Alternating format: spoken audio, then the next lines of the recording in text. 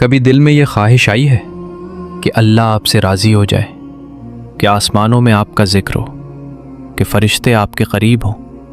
اگر ہاں تو اس کا راستہ نہ مشکل ہے نہ لمبا۔ نبی کریم صلی اللہ علیہ وآلہ وسلم نے ایک ایسا عمل بتایا ہے جو عام بھی ہے اور عظیم بھی۔ فرمایا، جب لوگ اللہ کے گھروں میں جمع ہو کر قرآن کی تلاوت کرتے ہیں اور اسے سیکھتے سکھاتے ہیں تو وہاں کیا ہوتا ہے؟ وہ محفل صرف زمین پر نہیں رہتی، وہ سیدھی آسمانوں سے جڑ جاتی ہے۔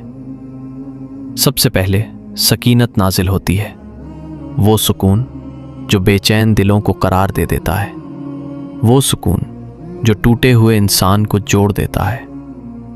پھر اللہ کی رحمت ان پر چھا جاتی ہے، یعنی وہ بندہ جو شاید دنیا میں تنہا ہو، وہ اللہ کی رحمت میں لپٹ جاتا ہے۔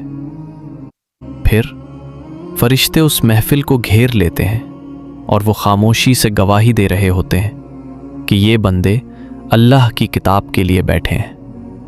اور پھر وہ لمحہ آتا ہے جو سب سے قیمتی ہے، اللہ تعالیٰ خود ان لوگوں کا ذکر کرتا ہے۔ سوچیں، ہم دنیا میں چاہتے ہیں کہ لوگ ہمیں یاد رکھیں، ہماری تعریف کریں، لیکن یہاں اللہ رب العالمین خود اپنے مقرب فرشتوں کے سامنے آپ کا ذکر کر رہا ہوتا ہے۔ تو اب فیصلہ آپ کا ہے، آپ اپنی زندگی کہاں لگانا چاہتے ہیں؟ صرف دنیا کی دوڑ میں، یا ایسی محفلوں میں جہاں اللہ کا ذکر ہو؟ یقین کریں، چند لمحے قرآن کے ساتھ گزارنا آپ کی پوری زندگی کا رخ بدل سکتا ہے۔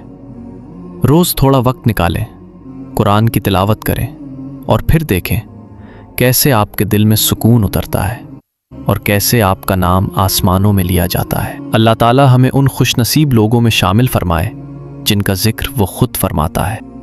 اللہم آمین۔